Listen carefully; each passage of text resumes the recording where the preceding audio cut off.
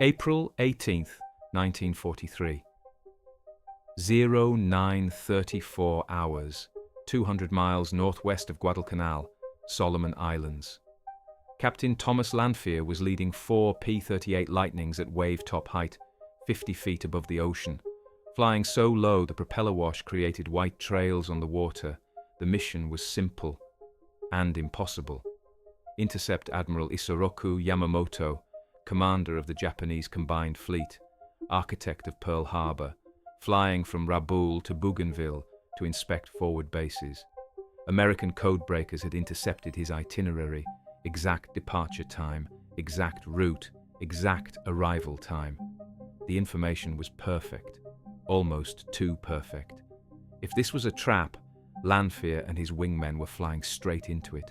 But it wasn't a trap, it was opportunity, the chance to kill the man who'd planned Pearl Harbor, who'd masterminded Japan's Pacific offensive, whose strategic brilliance had nearly won the war in 6 months. They'd been flying for 2 hours, radio silence, navigation by compass and clock, at wave-top height to avoid Japanese radar, 435 miles from Guadalcanal to the intercept point, at the extreme limit of the P-38's range. If they didn't find Yamamoto exactly where and when predicted, they wouldn't have fuel to search, would barely have fuel to get home. Lanphier checked his watch. 0934. They should be close. He scanned the sky ahead. Nothing. Just empty blue sky and endless ocean. Then his wingman's voice crackled on the radio. Bogeys! 11 o'clock high, 2 bombers with fighters. Lanphier looked up, saw them, 2 dots at maybe 4,500 feet. Betty bombers, Mitsubishi G4Ms, known for being fast, long range, and incredibly vulnerable. They burned if you looked at them wrong. And above them, weaving back and forth, 6 zeros. That was Yamamoto's flight. 2 bombers, 1 carrying Yamamoto, 1 carrying his staff, 6-0 escorts. The timing was perfect. The navigation was perfect. The intelligence was perfect. They were exactly where they needed to be. Exactly when they needed to be there. All right, boys, Lanphier transmitted. We've got to get to those bombers. Tom, you take the zeros. I'm going for the lead bomber. Lanphier pushed his throttles forward. Both Allison engines roared. The P-38 accelerated, climbing from wave-top height toward the bombers, the twin booms and central nacelle making the Lightning instantly recognizable. The Japanese called it 2 planes, 1 pilot, because of its distinctive shape. The zeros saw them coming. Started diving to intercept, but they were 4,000 feet above, and Lanphier was already at 2,000 feet, climbing fast. He had maybe 30 seconds before the zeros reached him. The lead Betty was in his gun sight now, range closing fast, 800 yards, 600, 400. The bomber was trying to turn, trying to evade. But Betty's weren't maneuverable, were built for speed and range, not for dogfighting. Lanphier opened fire at 300 yards. The P-38's nose armament was devastating. 1 20mm cannon, 4 50 caliber machine guns, all mounted in the nose, all firing through the propeller arc. No wing guns, no convergence issues. Everything the pilot aimed at got hit by all 5 weapons simultaneously. The shells and bullets converged on the Betty's right engine. The engine nacelle exploded, bright orange flash. The entire wing root caught fire. The Betty rolled right, nose dropping, started spiraling toward the ocean, trailing thick black smoke. Lanphier pulled up hard, rolled right, looked for the second Betty, saw his wingman, Lieutenant Rex Barber, already on it. Barber was firing, long burst. The second Betty's tail section disintegrated. The bomber pitched forward, diving nearly vertically. Both Bettys hit the ocean within seconds of each other. Massive white splashes, then nothing, just debris floating on the surface. The zeros were diving on them now, angry, aggressive. But the P-38s had one critical advantage: speed. The Lightning was fast, could outrun zeros in level flight. could outdive them easily, and right now, Lanphier and Barber needed to run. "Let's get out of here," Lanphier called. "Head for home. Don't engage the Zeros." The 4 P-38s turned south. Throttles to the stops, diving slightly to build speed.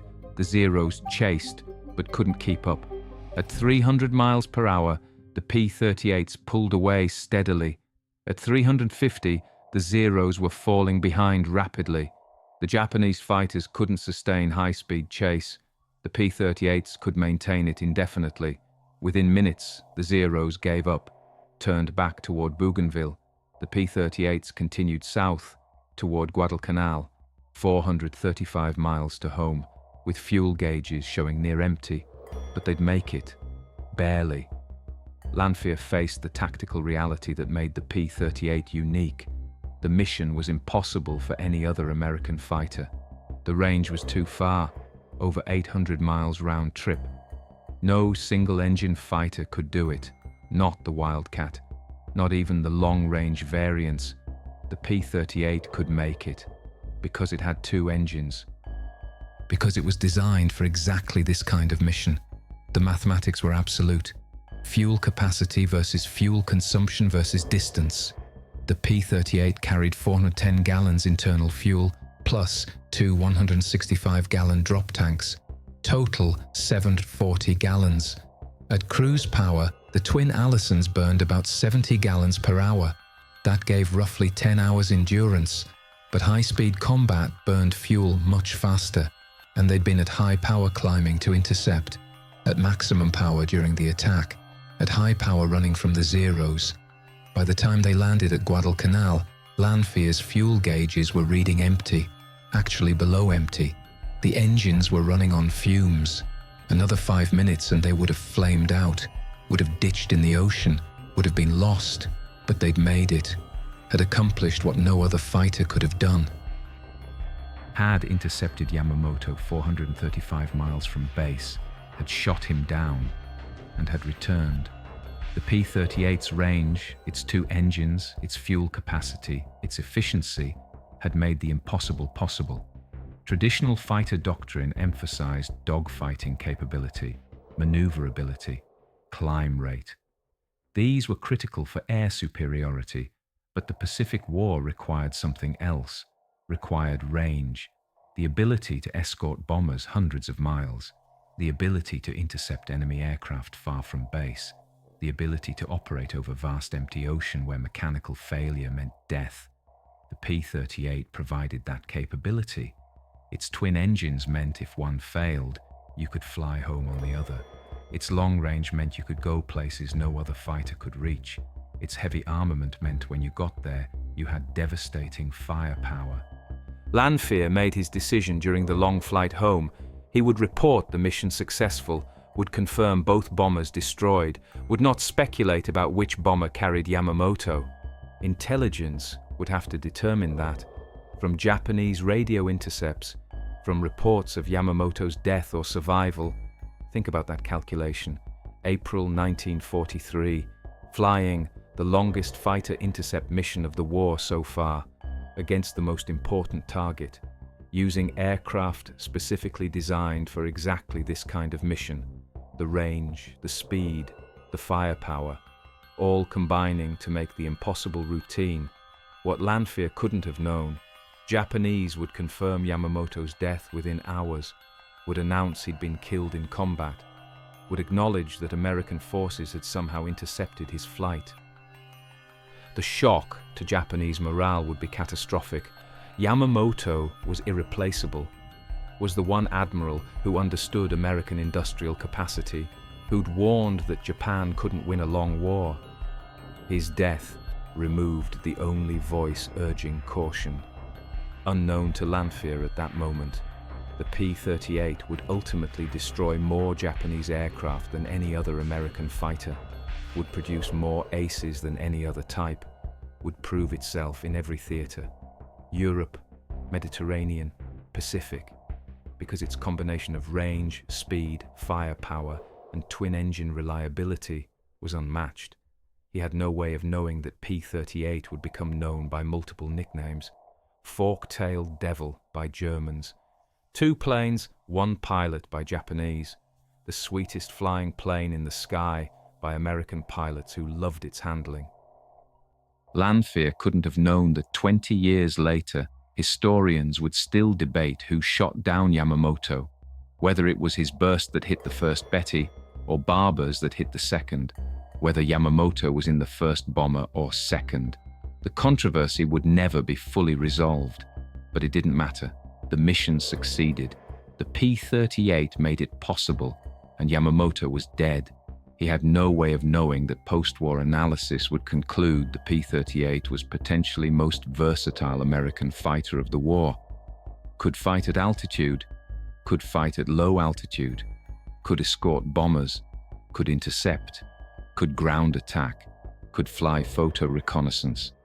No other American fighter matched its range of capabilities.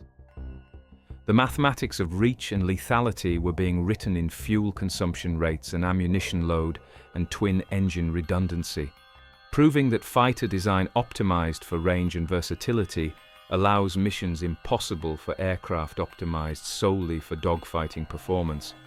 And that sometimes the most important mission isn't the dogfight, it's being there at all. By the time Lanphier landed at Guadalcanal, fuel tanks dry, but mission accomplished. Transformation from exotic curiosity to combat proven essential had occurred. The P-38 had reached out 435 miles, had killed the enemy's most important admiral, and had come home. Tomorrow it would reach out again, and the day after. And Japanese commanders would learn that nowhere was safe when the lightning could find you. 1937 to 1939. 6 years before Yamamoto's death, Lockheed aircraft faced challenge that would produce most distinctive fighter of World War II, build the fastest, highest climbing fighter possible, using technology that hadn't been tried before, on fighter aircraft. February 1937. Army Air Corps issued specification for high-altitude interceptor. Requirements were extreme. Maximum speed at least 360 miles per hour at altitude. Reach 20,000 feet in 6 minutes or less. Heavy armament. Long range. These requirements seemed impossible. No existing fighter could meet them. Engines available in 1937 weren't powerful enough. Single-engine designs couldn't carry enough fuel for required range. Traditional construction couldn't handle the stresses of 400-mile-per-hour flight. Lockheed's solution was radical: twin engines, but not mounted on the wings like bombers, mounted in twin booms, with central nacelle for cockpit and armament. This configuration was unprecedented for fighter aircraft. Chief designer Clarence Kelly Johnson led the team. Johnson was 27 years old, brilliant, unconventional, willing to try solutions that conventional wisdom said wouldn't work. The twin-boom design solved multiple problems simultaneously. Twin engines provided power and redundancy. Boom mounting put engines far from fuselage, reduced noise in cockpit, eliminated torque issues that plagued single-engine fighters. Central nacelle allowed all armament to be mounted in the nose, no wing guns. No convergence problems. Everything aimed at same point. The booms also housed the turbo superchargers, critical for high-altitude performance. These were large, complex devices, had to be somewhere. Boom mounting was logical, kept them away from pilot, made maintenance easier, but the design created concerns. Would it be stable? Would the twin tail surfaces provide adequate control? Would the boom structure handle combat loads? Nobody knew. Nothing like this had been tried on fighter aircraft. Test pilot Marshall Heddle flew the XP-38 prototype in January 1939. His report was enthusiastic and concerned. Speed is extraordinary. We hit 400 miles per hour easily, actually exceeded 410 in level flight. This is faster than anything flying. Climb rate is exceptional. We reached 20,000 feet in under 5 minutes. High altitude handling is superb. But low-speed handling is tricky. Stall characteristics are abrupt. When it stalls, the nose drops suddenly. No warning. The counter-rotating propellers eliminate torque nicely, but they're complex. More things to break. The cockpit is comfortable, very roomy. Visibility is excellent, but engines are far from the pilot. Makes judging power settings difficult initially. Compressibility is a problem. In high-speed dives above 500 miles per hour, the aircraft experiences heavy buffeting. Controls become extremely heavy. The tail shakes violently. I had to pull back hard on the stick, took both hands, could barely recover. This needs to be solved before production. The compressibility issue was serious. The P-38 was so fast that it encountered aerodynamic effects that other aircraft didn't experience. At high speed, air flowing over the wings reached supersonic velocities locally, created shock waves. These shock waves disrupted airflow over the tail, made aircraft difficult to control. Johnson's team added dive recovery flaps, small flaps on the underside of the wing, deployed in high-speed dives. These created drag and disturbed the airflow, prevented the shock waves from reaching the tail, solved the compressibility problem, partially. The P-38 would always have dive limitations, but they were manageable with proper technique. Production began in 1941. The P-38D was first combat-capable version, armed with one 20mm cannon and four 50 caliber machine guns, all in the nose, centerline mounted. This was revolutionary. Most fighters had wing-mounted guns, required complex harmonization, adjusting angles so gun streams converged at specific distance. The P-38's nose mounting meant everything converged naturally. Point the nose, pull the trigger, everything hit the target. Range was exceptional. With drop tanks, the P-38 could fly over 1,300 miles. This was roughly double the range of contemporary single-engine fighters. For Pacific operations, this range would prove decisive. The twin engines provided safety margin unprecedented in single-engine fighters. Engine failure in single-engine fighter over ocean meant ditching, probably meant death. Engine failure in P-38 meant flying home on remaining engine. Many P-38 pilots returned to base on one engine, some multiple times. That redundancy saved hundreds of lives. But there were problems. Significant problems. The cockpit wasn't pressurized or heated adequately. At altitude, temperatures were brutal. Pilots froze, literally. Frostbite was common. The turbo superchargers were temperamental, required constant monitoring. Improper handling could damage them, make aircraft unable to fight at altitude. The counter-rotating propellers were complex, required specialized maintenance. Spare parts were scarce initially. The engines themselves, Allison V1710s, lacked the high-altitude performance of Rolls-Royce Merlins. Above 25,000 feet, power dropped off noticeably. Early combat in Europe demonstrated these problems dramatically.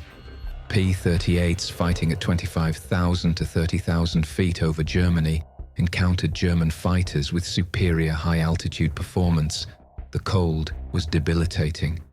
Pilots couldn't fight effectively when half frozen. The engines struggled at altitude. But in the Pacific, the P-38 found its perfect environment. Most combat occurred below 20,000 feet. Where the Allison engines performed well, the temperature was warm, eliminated the cold weather problems. The range was critical, allowed missions impossible for other fighters, and the twin engine reliability was life-saving. Over vast empty ocean where engine failure meant death, the P-38 would prove itself in Pacific, would become the dominant long-range fighter, would produce America's two top aces, Richard Bong with 40 kills, Thomas McGuire with 38, both flying P-38s exclusively. 1942 to 1943. The P-38's combat debut in Pacific demonstrated that range and firepower could compensate for limitations in other areas, creating fighter that could reach targets no other American fighter could hit. The P-38 arrived in Pacific Theater in late 1942, deployed to Guadalcanal and other forward bases. American pilots were skeptical initially. The aircraft looked strange. Twin booms, twin engines, looked more like small bomber than fighter. And it was heavy, much heavier than Zero or Oscar, nearly twice the weight. But first combat missions revealed capabilities that changed opinions rapidly. Lieutenant Robert Westbrook flew one of first P-38 combat missions from Guadalcanal, December 1942. His report captured the revelation. We launched to intercept Japanese bomber formation. Intel said they were 300 miles out, coming from Rabaul. We climbed to 25,000 feet, headed northwest, found them exactly where predicted. 20 bombers, maybe 30 Zeros escorting. We were 8 P-38s against 50-plus enemy. Numbers weren't good. But we had altitude, and we had speed. We dove on the bombers from out of the sun. The Zeros saw us coming, started to intercept, but we were already at 400 miles per hour. They couldn't match it. I selected a Betty bomber, centered it in the gun sight, fired from 500 yards. The nose armament is incredible. You see the tracers going exactly where you aim. No convergence. No having to lead differently for different guns. Just point and shoot. The Betty exploded. One burst, maybe 3 seconds of fire, completely destroyed. Pulled up, climbed away using dive speed. Zeros tried to follow, couldn't keep up. We repositioned above them, dove again, hit another bomber. Same result, 1 burst, 1 kill. We destroyed 6 bombers that day, lost 0 P-38s. The Zeros couldn't touch us. We were too fast, and when they tried to chase us, we just extended away. They couldn't follow.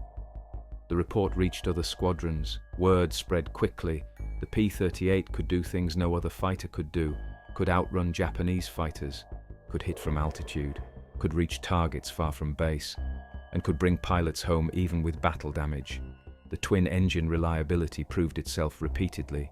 Stories circulated of P-38s returning on one engine after battle damage destroyed the other. Single-engine fighters with engine damage didn't return. Pilots bailed out. Over ocean, that usually meant death. Rescue was rare. P-38 pilot Captain Thomas Lynch described one such incident. Took a 20mm hit in the left engine during dogfight. Engine caught fire, feathered the prop, shut down the engine, activated fire suppression. Fire went out. Aircraft was flying fine on right engine. Headed home, made it back 200 miles on one engine, landed normally. Aircraft was repaired and flying again 3 days later. In single-engine fighter, I'd be dead. This redundancy changed pilot psychology, made them more willing to press attacks, more willing to take risks, because they knew one engine failure wasn't death sentence, could fight more aggressively, could extend further from base. The range allowed missions that defined Pacific Air War. Yamamoto's shoot-down was most famous, but there were dozens of similar long-range interceptions, all impossible for shorter-range fighters. A typical long-range mission worked like this. Intelligence reports Japanese bomber formation launching from Rabaul, heading toward Allied bases. They'll arrive in 3 hours, based on distance and bomber speed. P-38 squadron scrambles.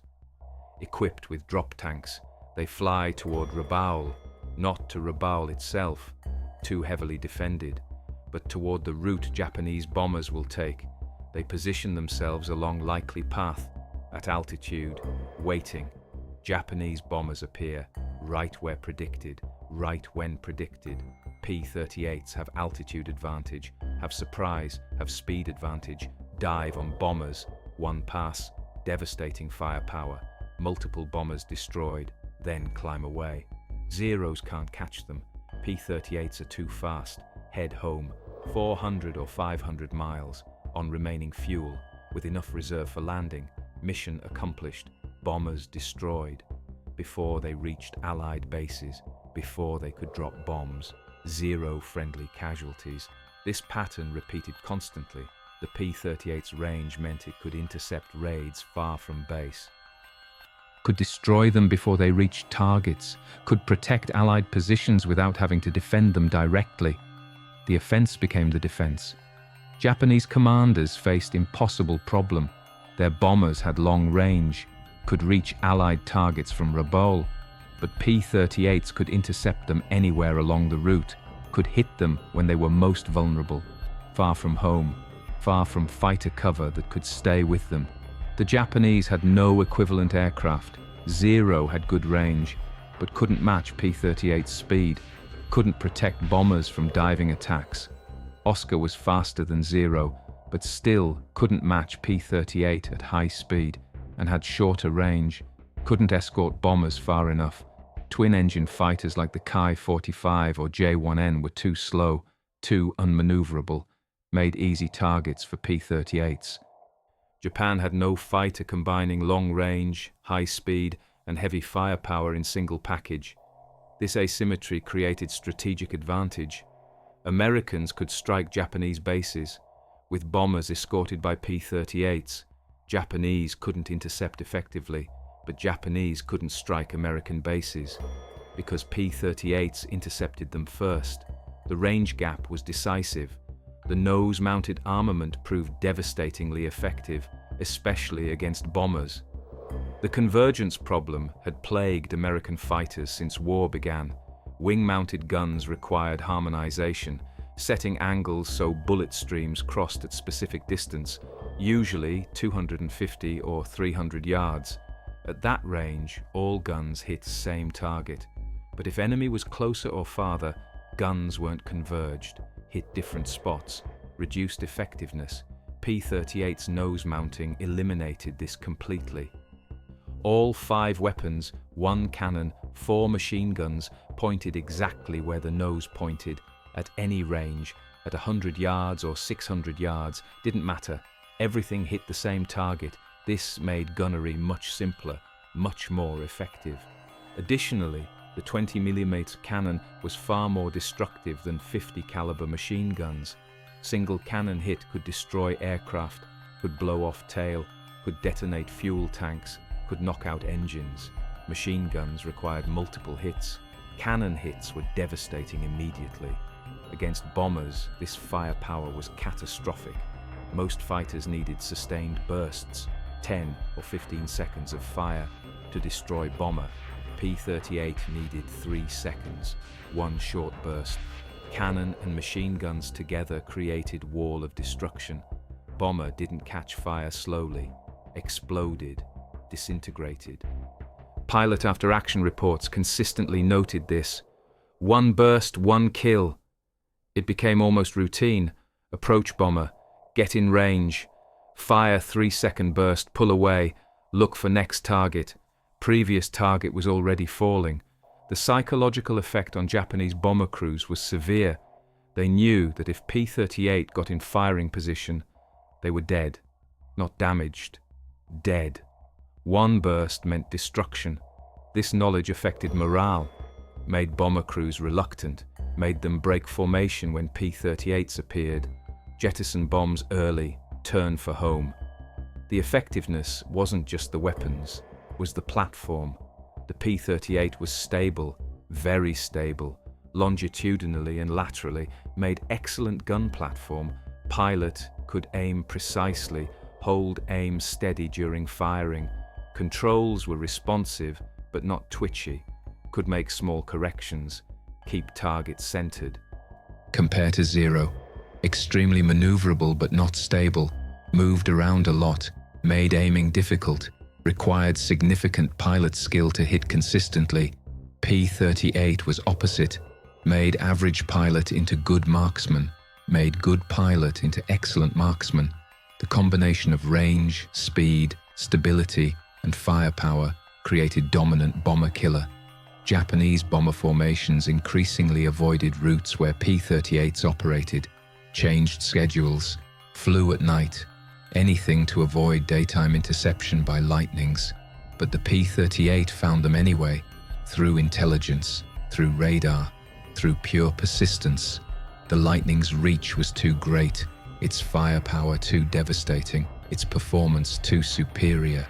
By mid-1943, Japanese bomber offensive against Allied bases had essentially stopped.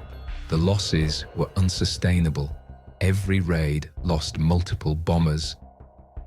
To P-38s intercepting far from target, the risk-reward calculation didn't work. Wasn't worth sending bombers on missions where half wouldn't return. The P-38 had achieved air superiority, not through dogfighting, not through achieving favorable kill ratios in turning combat, but through making bomber operations impossible, through reaching out hundreds of miles, finding the enemy, destroying them, and coming home.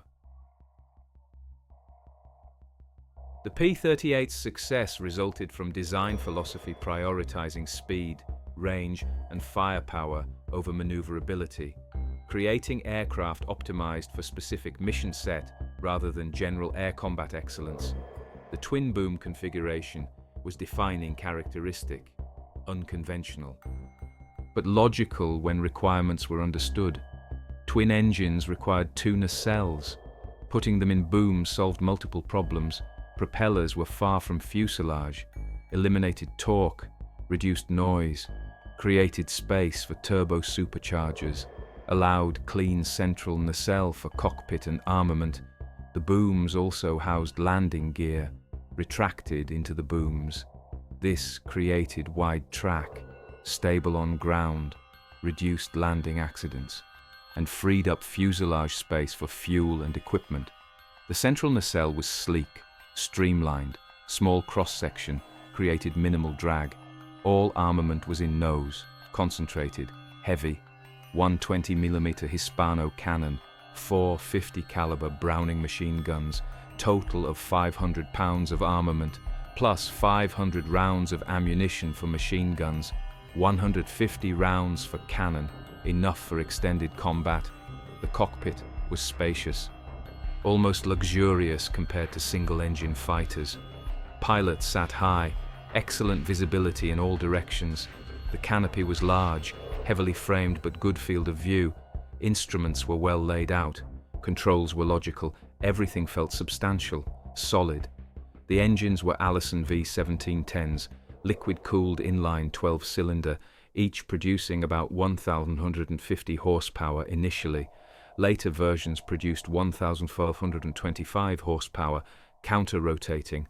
Left engine rotated clockwise viewed from behind. Right engine rotated counterclockwise. This eliminated torque effects, made takeoff and landing easier, eliminated tendency to swing left or right during power application. But the Allisons had limitation. They lacked two-stage superchargers. High-altitude performance above 25,000 feet was mediocre. Power dropped off noticeably. This made P-38 less effective in high-altitude combat over Europe, where German fighters operated at 28,000 to 32,000 feet routinely. In Pacific, this wasn't a problem. Most combat occurred below 20,000 feet, often below 15,000 feet. At these altitudes, Allisons performed excellently. The single-stage turbo superchargers provided adequate boost. Power was strong, performance was competitive, the handling was distinctive. Not like any single-engine fighter, the P-38 was heavy, over 12,000 pounds empty, over 17,000 pounds loaded. This weight was noticeable. Aircraft wasn't quick in roll initially, wasn't nimble like Zero or Wildcat, but it was fast, very fast. Maximum speed over 400 miles per hour at altitude, could sustain 350 miles per hour in cruise, could dive to 500 miles per hour without structural damage. When compressibility limits were respected, the turning performance was better than expected, despite the weight. The wing loading was moderate, large wing area. This gave good turn rate at high speeds. Above 250 miles per hour, P-38 could turn competitively. Below 200 miles per hour, it was sluggish, heavy, couldn't match Zero or Oscar in slow-speed turns, but P-38 pilots learned quickly, don't fight slow, keep speed above 250, use altitude, use diving attacks, use speed to escape when necessary, never try to turn with Japanese fighters at low speeds, you'll lose. The range was the decisive advantage. Internal fuel was 410 gallons, plus two 165-gallon drop tanks typically, total 740 gallons. At 70 gallons per hour cruise consumption, that gave over 10 hours endurance. Realistically, accounting for takeoff, climb, combat, and reserve, combat radius was about 650 miles, with external tanks. This was revolutionary. Contemporary fighters had combat radius of 300 to 400 miles.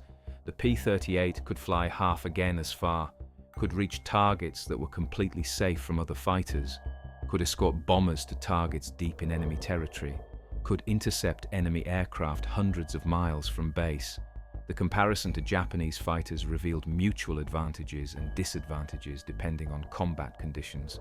Against Zero, P-38 was faster, much faster, about 70 miles per hour faster at altitude, could dive faster, could climb faster above 15,000 feet, had far better firepower, had twin-engine reliability.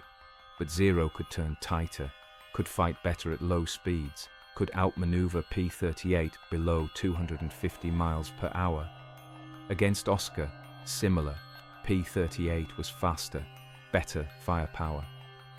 Better high-altitude performance, better range, but Oscar was more maneuverable, lighter, more agile in turning combat.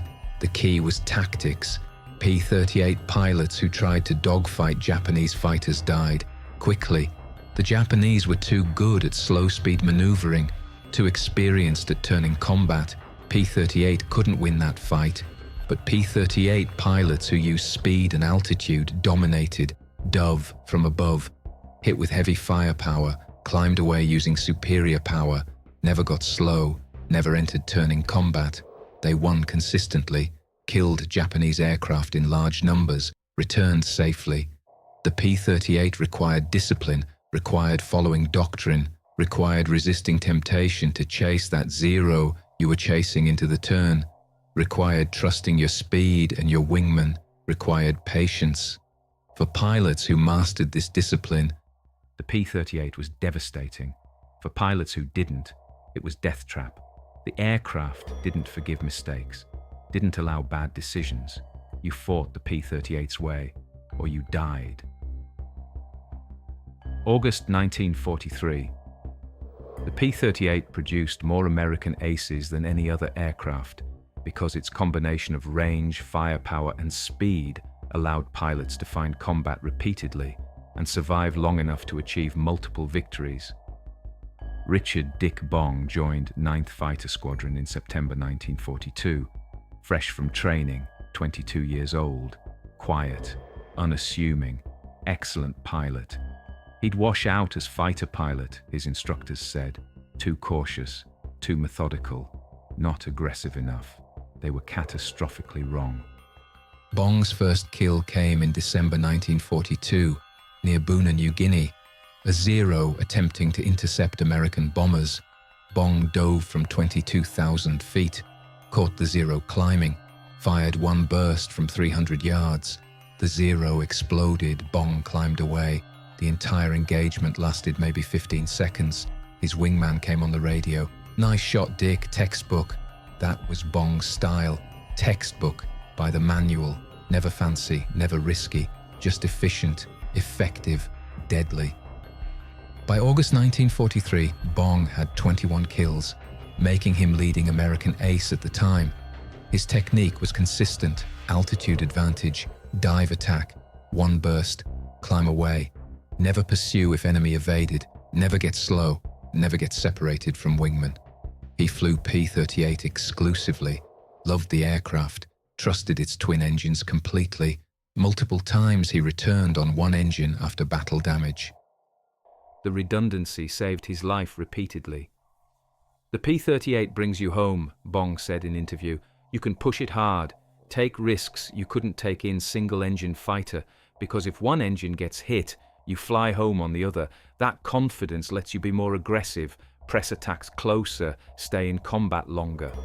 The range allowed him to find combat regularly. Every mission went deep into enemy territory. Every mission found targets. Japanese aircraft were everywhere in 1943. Bombers heading south, fighters escorting them, transport aircraft flying supplies. The P-38's range meant Bong could intercept them anywhere. his kill rate accelerated, 3 in one day, 4 in 1 week. The numbers climbed steadily, 25 kills, 30 kills, 35. Each engagement followed same pattern: altitude, dive, fire, climb. Sometimes he used teamwork, setting up wingman for shot, sometimes solo when opportunity presented. By end of 1944, Bong had 40 confirmed kills, America's leading ace, more than any other pilot in any theater, all in P-38, all using same basic tactics, nothing fancy, just disciplined application of aircraft's advantages. Bong's success made him celebrity, made him symbol of American air power, but it also made him target. Higher command wanted to protect their leading ace, wanted him to survive, pulled him from combat in December 1944, sent him home for war bond tours to train new pilots. He survived the war, but died in August 1945, test flying P-80 Shooting Star, jet fighter, engine flame out on takeoff, crashed, killed instantly, survived hundreds of combat missions, died in peacetime accident. The tragedy was profound. Thomas McGuire was different from Bong. aggressive, competitive, constantly pushing, wanted to be leading ace, wanted to exceed Bong's record. McGuire also flew P-38, also started in 1943. His technique was similar but more aggressive, would press attacks closer, would take more risks, would chase enemies that Bong would let go. This aggressiveness made him deadly. By December 1944, McGuire had 38 kills, second only to Bong, close behind. With Bong sent home, McGuire had opportunity to become leading ace. January 7, 1945, McGuire was leading 4 P-38s on fighter sweep over Philippines, looking for Japanese aircraft, looking for kills, looking to pass Bong's record. They found a lone Oscar, single Japanese fighter. McGuire attacked immediately, dove on it, but the Oscar pilot was skilled, turned hard. McGuire followed, pulled hard to stay with him. The P-38 was carrying external tanks, still mounted, should have dropped them before maneuvering. Didn't. The extra weight and drag made the P-38 sluggish. The Oscar turned inside him, got behind him. McGuire tried to brake, pulled harder, too slow. With external tanks still mounted, the P-38 stalled, snapped left, spun. McGuire was at 200 feet altitude, no room to recover, crashed into jungle, killed instantly. His wingmen were devastated. McGuire had violated basic doctrine, had chased enemy at low altitude, had turned with Oscar, had kept external tanks mounted during combat. Every one of these was mistake, fatal mistake. The P-38 was forgiving of many things, but it didn't forgive violating doctrine, didn't forgive turning at low speeds with Oscar, didn't forgive flying with external tanks in combat. McGuire forgot this. For one moment, and died. His death illustrated the P-38's nature, tremendously capable when flown correctly, tremendously unforgiving when flown incorrectly. The aircraft rewarded discipline, punished mistakes, made aces out of methodical pilots like Bong, killed aggressive pilots like McGuire, who took one risk too many. By war's end, the P-38 had produced dozens of aces, more than any other American type. The combination of range allowing frequent combat, firepower allowing efficient kills, and twin-engine reliability allowing survival created ideal platform for accumulating victories. But only for pilots who respected the aircraft's limitations, who flew disciplined, who followed doctrine, who resisted temptation to chase, who kept speed up, who never forgot that the P-38 was fast heavy fighter, not light nimble dogfighter. The P-38's role in Pacific demonstrated fundamental principle about fighter design. That aircraft optimized for specific mission set and operational environment can dominate despite being inferior in traditional dogfighting metrics. Japanese fighter philosophy emphasized maneuverability and pilot skill. Zero was pinnacle of this approach. Light, agile, capable of incredible maneuvers in hands of skilled pilot. This philosophy assumed combat would occur at close range, at low speeds, where pilot skill and aircraft agility determined outcomes. American heavy fighter philosophy emphasized speed, range, and firepower. P-38 represented this approach: heavy, fast, powerful, capable of missions impossible for light fighters.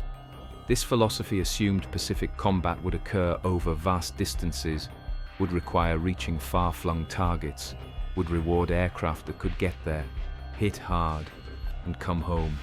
The P-38's assumptions proved more accurate for Pacific conditions. Range mattered more than maneuverability. Speed allowed controlling engagements. Firepower allowed efficient kills. Twin-engine reliability was life-saving over ocean. These advantages outweighed the P-38's inferiority in turning combat. Kill ratios told part of the story.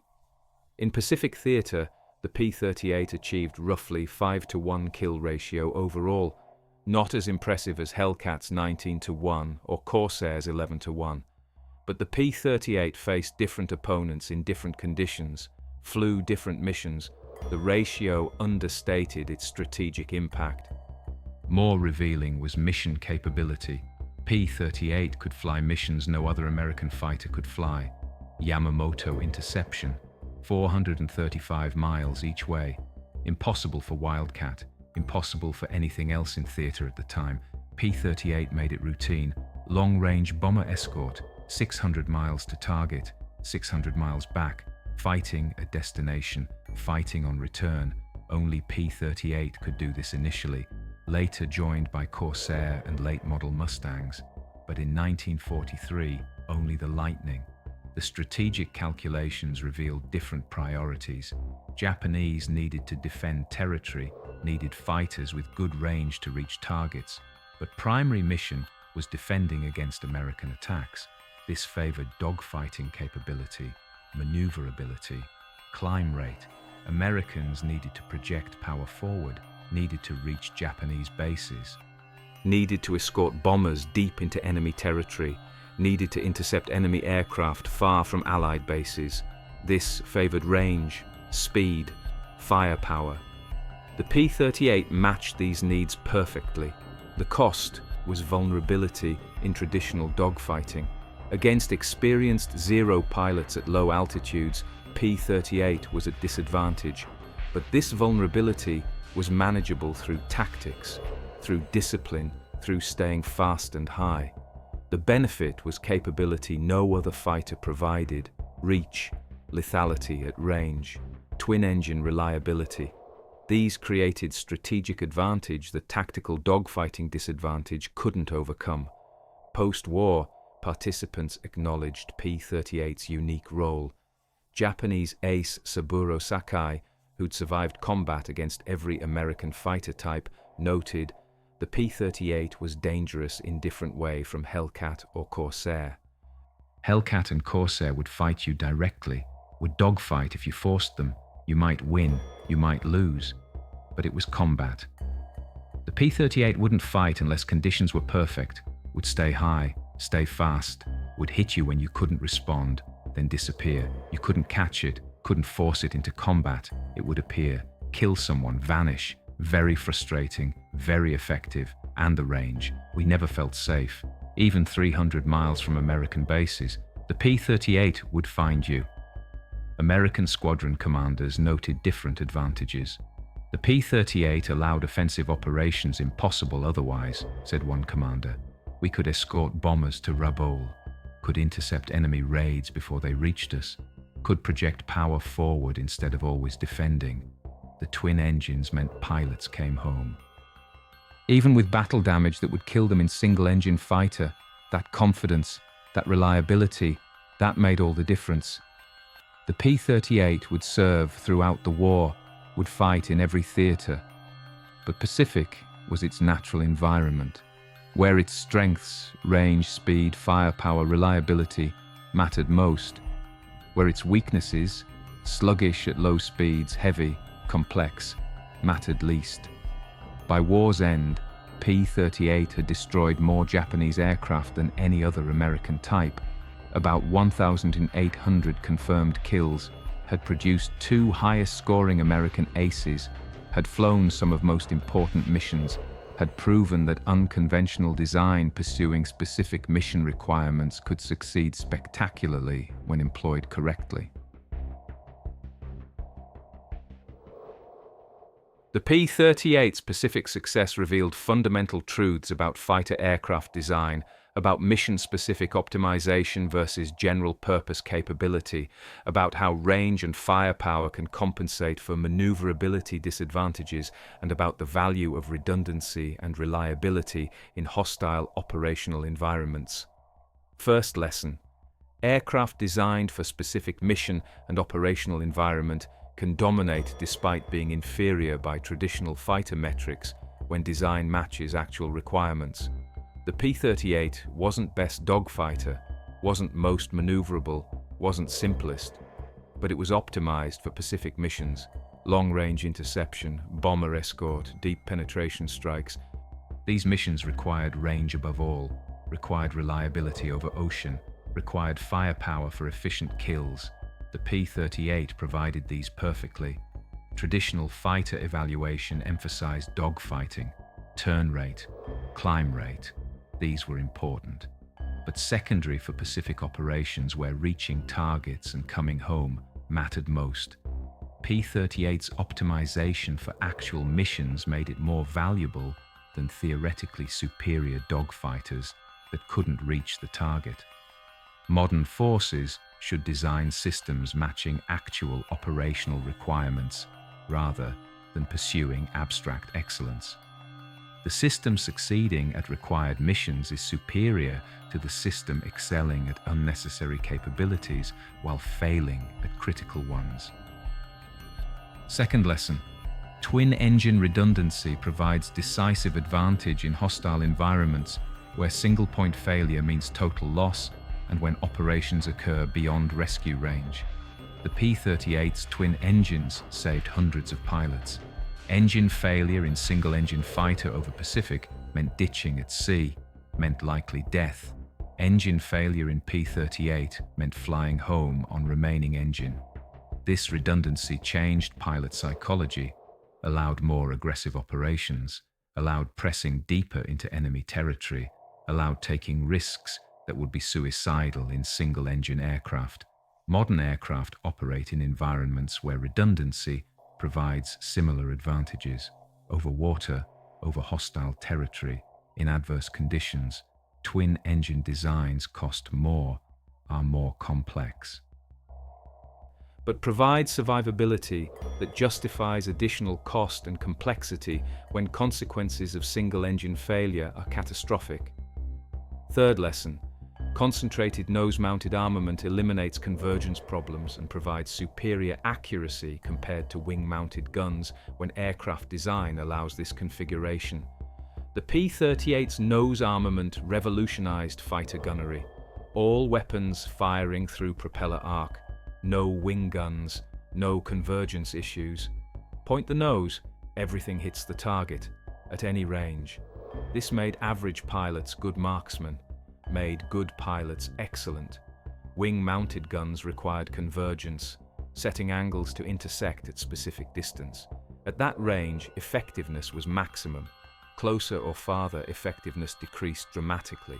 P-38 eliminated this completely, made gunnery simpler, more effective, more lethal. Modern fighter designs should prioritize centerline weapons mounting when possible, eliminates trajectory problems, simplifies aiming, increases hit probability. The P-38 proved this principle decisively. Fourth lesson: range provides offensive capability, allowing interception far forward and bomber escort deep into enemy territory, creating strategic advantage beyond tactical air superiority in limited area. The P-38's range transformed Pacific Air War, allowed intercepting Japanese bombers 400 miles from base before they reached targets, allowed escorting American bombers to Japanese bases, protecting them throughout mission. These capabilities were strategic, not just tactical, changed what was possible, changed campaign planning, changed the war. Short-range fighters defend locally, long-range fighters project power. Control theatre. The difference is strategic. The P-38 provided capability that shorter-range fighters couldn't match regardless of superior dogfighting performance. Modern air campaigns require deep strike capability, require protecting strike packages throughout mission, require intercepting threats before they reach defended assets. Range enables these missions, is more valuable strategically than marginal improvements in dogfighting capability that don't affect mission accomplishment. Fifth lesson. Heavy firepower enables efficient kills, reducing exposure time and ammunition expenditure while increasing probability of single-pass destruction. The P-38's combination of 20mm cannon and 4 50 caliber machine guns created devastating one-burst kills. 3-second bursts destroyed bombers, Japanese fighters, any target. This efficiency meant less ammunition required per kill, less exposure time per engagement, higher kill rate per sortie. Light armament requires sustained fire, multiple passes, extended engagement, increases vulnerability, increases ammunition consumption, reduces kills per sortie. The P-38's heavy armament solved these problems, made each attack more likely to succeed, more likely to kill target, more likely to allow escape before enemy reinforcements arrived. Modern systems should prioritize sufficient firepower for single-pass kills. Reducing engagement time reduces vulnerability, increases survival, increases mission success rate. The weight and complexity of heavy armament justifies itself through combat effectiveness. Captain Thomas Lanphier survived the war, never flew combat again after Yamamoto mission. Was sent home for war bond tours, spent rest of war training new pilots, telling story of April 18, 1943, the day the lightning reached out 435 miles and killed the architect of Pearl Harbor. In post-war interview, Lanphier reflected, "The P-38 made that mission possible. Nothing else could have done it. The range, the twin-engine reliability, the speed, the firepower, every characteristic mattered. Remove anyone and the mission fails." We flew 435 miles over open ocean at wave-top height, no landmarks, navigation by compass and clock. If we'd been off by 10 miles or 2 minutes, we'd have missed them, would have run out of fuel searching, would have ditched at sea. If we'd had single-engine fighters, would have ditched anyway when engines got hit. We all took battle damage that day. Every aircraft had holes. But the twin engines kept running, got us home, just barely. But we made it. The P-38 was strange looking. People made fun of it, called it fork-tailed devil. 2 planes, 1 pilot, but it did things no other fighter could do. Went places no other fighter could reach, and it brought you home, when by all rights, you should be dead.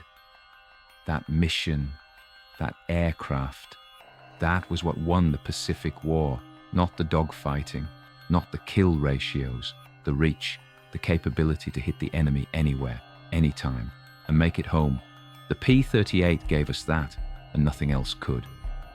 The 10,037 P-38s produced during 1941 to 1945 represented Kelly Johnson's unconventional vision and America's strategic requirements realized.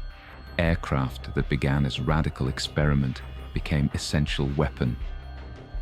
Proved that twin-engine heavy fighter optimized for range and firepower could dominate in environment where reach mattered more than turning radius, when reliability mattered more than simplicity, when mission success mattered more than theoretical dogfighting superiority. By war's end, with P-38 having reached farther, hit harder, and brought more pilots home than any contemporary American fighter, the mathematics proving that strategic capability, enabling missions impossible for others, justifies tactical compromises in areas that don't determine mission success, were written through thousands of sorties.